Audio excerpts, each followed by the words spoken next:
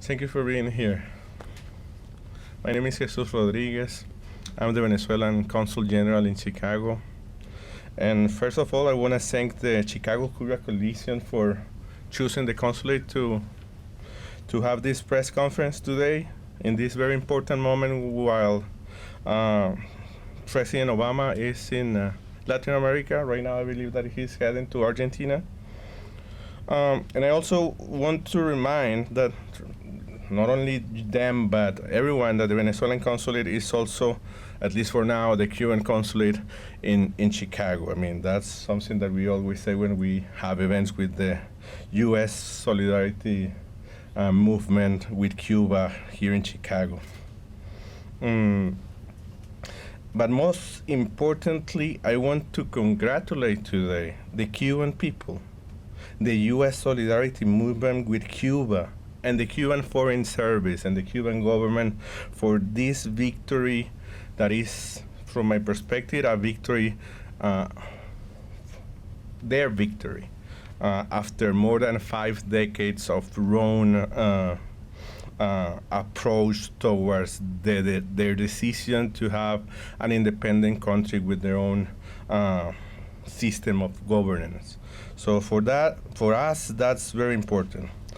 And of course, I want to connect that with the continuation of that distorted approach towards progressive government in Latin America, like Brazil, Bolivia, Ecuador, and Venezuela, of course.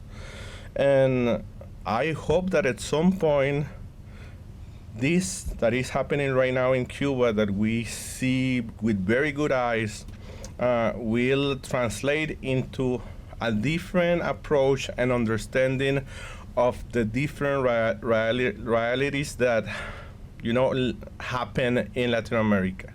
So without further ado, I want to give the microphone to Steve Heckart, and I want to thank you again for being here. Thank you. I want to thank the Consul General, Jesus Rodriguez, for speaking and providing this space. It's no accident that we're here, just as it's no accident that Venezuelan President Maduro was invited to Cuba the day before President Obama arrived. It is sweet to see Air Force One on the tarmac in Cuba.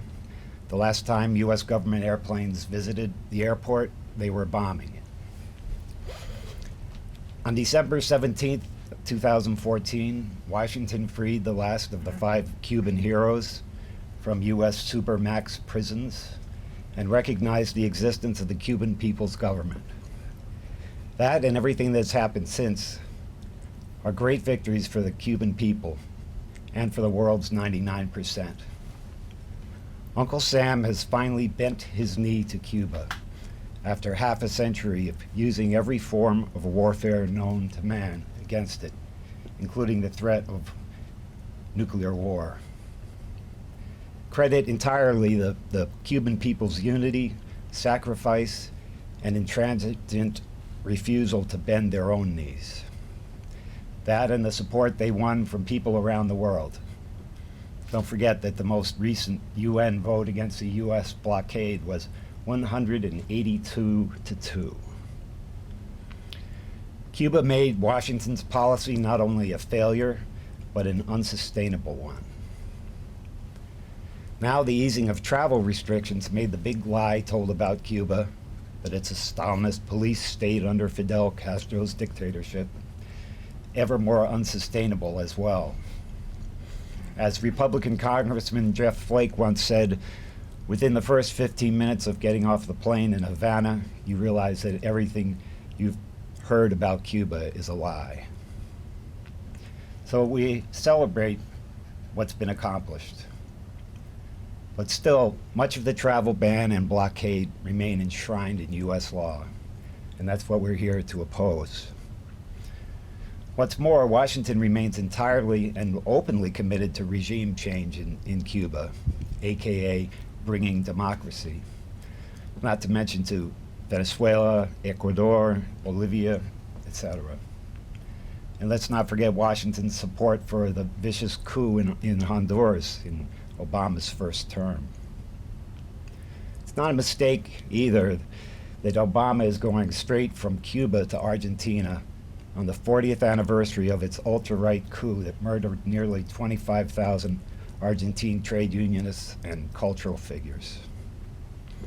In terms of Cuba, Washington now seeks to use culture as a weapon. That and the one weapon it has an unlimited supply of, the almighty dollar. The idea is to shatter Cuba's social solidarity, create racial and class divisions, and to build a me class that will claw for governmental power for profiteers. The owners of the United States and their government seek not a new day, but a new way to overthrow the Cuban Revolution. How will all this turn out? Well, based on the last half century, I'm betting on the dignity of the Cuban people. Thank you very much, and I'd like to introduce Dr. Howard Ehrman.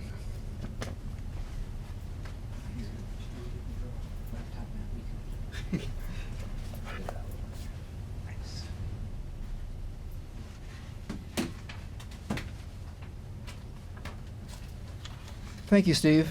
I'm going to speak first in English and then in Spanish, since we know there's about 2 million Latinos who live in the Chicago area. And I think that the Consulate General, Jesus Rodriguez, will also come back and speak in Spanish. First, I want to thank Jesus as the Consulate General and the government and people of Venezuela for allowing us to use this space and for their unremitting solidarity with the people, the Communist Party, and the government of Cuba. This solidarity has meant not just nice things to the Cuban people, it's meant a lifeline. Without the supply of Venezuelan oil over more than a decade, the situation in Cuba would be much more dire because of the blockade of the United States imperialists. I want to hold up this graphic that I gave all of you, which basically comes from the Cuban news agency and from one of the oldest solidarity committees, the UK Cuban Solidarity Committee in England. And it explains exactly what President Obama can and can't do in terms of the blockade. Some of these things he's done, but there are several other ones that he can continue to work on and he can do before he leaves office.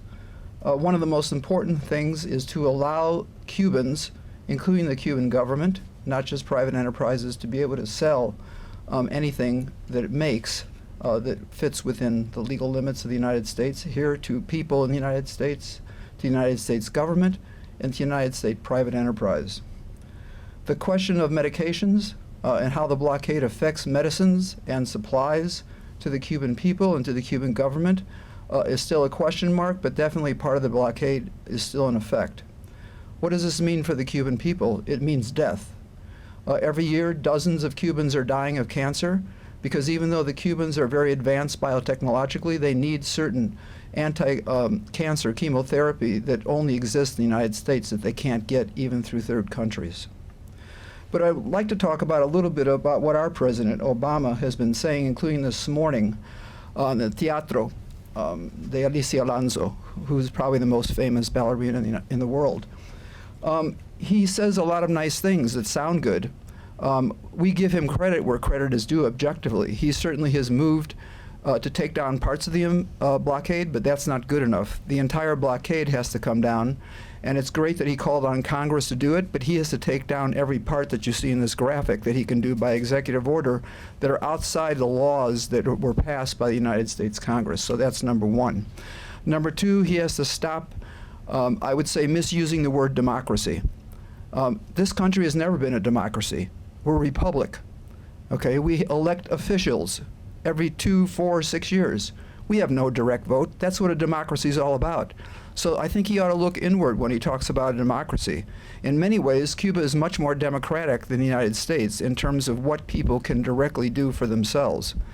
I'll give you a couple of examples. 6 weeks ago or 2 months ago, I spent a week at the Martin Luther King Center, the most important non-government organization on the island in Havana. Reverend Suarez, who is the founder and still leader of that center, gathered about 25 of his colleagues in 1991 and wrote a letter to then President Fidel Castro asking for a reconciliation around this issue of religion, religious freedom, the government, and the Communist Party. Within a couple months, they were sitting down with the president of Cuba. How many times have you ever seen that happen in the United States? They didn't just sit down, they totally dealt with this subject. That's why the Pope went to Cuba. That's why the leader of the Russian Orthodox Church not just went to Cuba, but had a historic meeting that hadn't taken place in over millennia with the Pope. So when the president says we have things to learn from each other, I think it's mostly in one direction. We have more to learn from the Cubans than the Cubans have to learn from us, and I want to give you a couple of examples.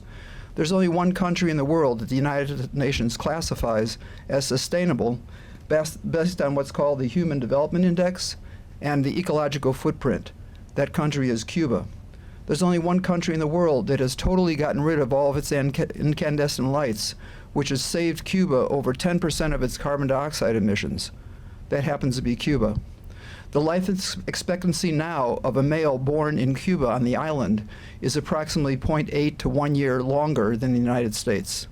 The life expectancy of women just surpassed women in the United States. Those things didn't happen by coincidence.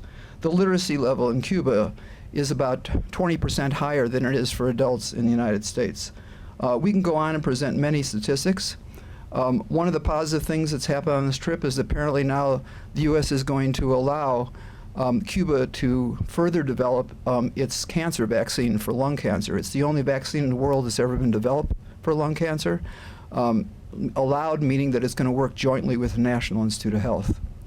I think there's many other things to say about the island, but I think it's best said by the idea that in terms of peace, tranquility, and friendliness, I've never been to another place like Cuba. And if we can learn part of that, we'll be doing quite well. But I think what it means for this country is that we have to transform ourselves. We have to stop being an imperialist country. And as Steve said, it's very contradictory for the president this afternoon, after he watches the Tampa Bay team play the Cuban national team, to get on Air Force One and go to Argentina on the 40th anniversary of this massacre. It's even more contradictory to continue to declare Venezuela a terrorist nation and to do everything he can to fund bringing down the government that was legally elected of President Maduro. The New York Times said, with the permission of the president, basically, that that's what should happen. Okay, the CIA is funding this. So if President Obama wants to be consistent, he has to be consistent throughout the hemisphere and throughout the world. Thank you very much. Voy a hablar brevemente en español. Mi nombre es Dr. Howard Ehrman. Soy un médico administrador en el campo de salud público por más de 40 años aquí en Chicago, Los Ángeles y otras partes. Conocí Cuba primeramente hace más de 40 años porque fui un organizador de primeras brigadas de Venceremos.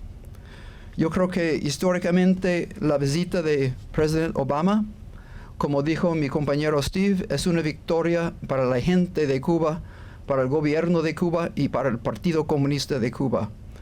Esta pasó porque todas las cosas que hizo Cuba, que hizo Estados Unidos en contra de Cuba, nunca tuvo un éxito. Y qué bueno, porque nosotros tenemos mucho a aprender de la gente de Cuba, del gobierno de Cuba y del Partido Comunista de Cuba.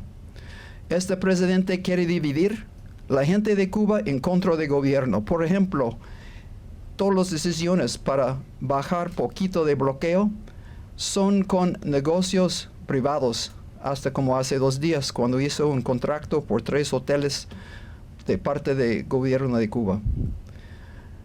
Todavía el presidente no está diciendo que los cubanos privados y el gobierno pueden mandar cosas que ellos hacen, incluyendo ron, cigarros, muchas otras cosas que hacen aquí a Estados Unidos para que nosotros compra. Todavía la gente cubana no tiene la libertad a venir aquí si no son refugiados políticos. Todavía tiene que pasar por mucho bloqueo. Nosotros tenemos que aprender que Cuba es el único país que tiene un nivel de sustancia de la vida, tiene educación más que Estados Unidos, tiene un nivel de salud mucho mejor que Estados Unidos, y sobre la cuestión principal que quiere levantar la prensa cada 5 minutos es la cuestión de democracia. Este país no es una democracia, es una república. Nosotros votamos cada 2, 4, 6 años para elegir un senador, un representante que es congresista, y ya no tenemos ningún derecho para hacer nada. Hace 25 años, el fundador y el líder del Centro de Martin Luther King en Havana hizo una carta con 25 compañeros de varias religiones en Cuba, representando todas las religiones, aparte de Iglesia Formal Católica, y pidió una junta con el presidente Fidel Castro. Esta junta pasó dentro de 3 meses y ya hubo una reconciliación que está siguiendo hasta este día. Esa es democracia. ¿Cuántas veces aquí en Estados Unidos un señor, una señora hizo una carta al presidente y ya tuvo una junta? En 3 años, en 30 años, nunca pasó. Entonces, mis palabras finales es que esta situación es bueno para la gente cubana, para el gobierno, para el Partido Comunista y muy importante para nosotros, para el pueblo norteamericano. Tenemos mucho a aprender. Muchas gracias. Let me say the words in Spanish that I forgot to say. I'm just going to say in Spanish what I just said, and again, mi nombre es Jesús Rodríguez Espinosa. Soy el cónsul general de Venezuela en Chicago. Quiero agradecer al Chicago Cuba Coalition por habernos invitado, por habernos escogido el consulado como lugar para hacer esta rueda de prensa, y recordarles que el consulado de Venezuela en Chicago, como nosotros siempre decimos cada vez que hacemos un evento con los amigos de la solidaridad de Estados Unidos y Cuba, es el consulado también de Cuba en Chicago, al menos por ahora. Igualmente quiero felicitar sobre todo al pueblo cubano, a la solidaridad de Estados Unidos con Cuba en Estados Unidos, que ha hecho un trabajo por décadas para restablecer relaciones o que haya mejor entendimiento entre los dos países. Pero por sobre todo, además de eso, al gobierno cubano y al servicio exterior cubano, que han logrado lo que a nuestro juicio es una victoria, que es convertir una política distorsionada de más de 5 décadas hacia la isla en un reconocimiento de parte del gobierno estadounidense hacia el gobierno de Cuba, que es lo que ha facilitado esta visita del presidente Obama a Cuba.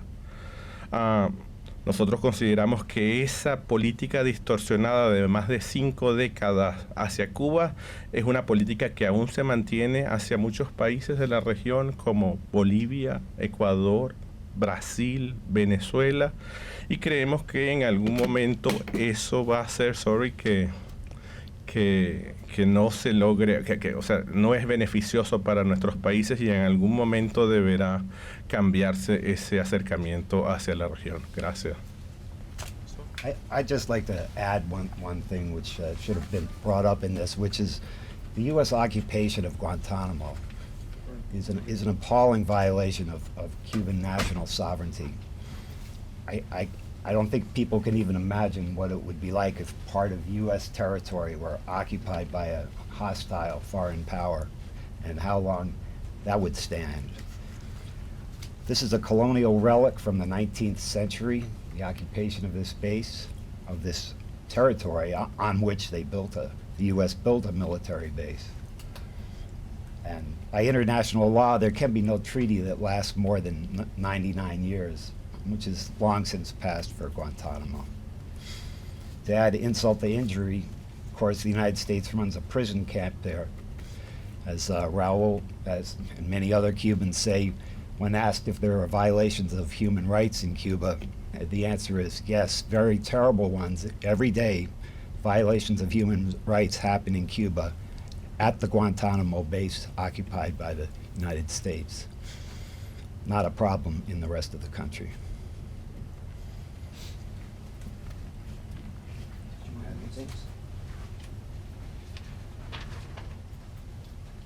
Sorry, just one other thing. The Chicago Cuba Coalition will be working with various organizations, individuals who want to go to the April 18th to 22nd Days of Action. This is a national coordination of all national and local groups in the United States who oppose the blockade. It'll be happening in Washington, D.C., and it's supported by the Cuban people and their government. Thank you.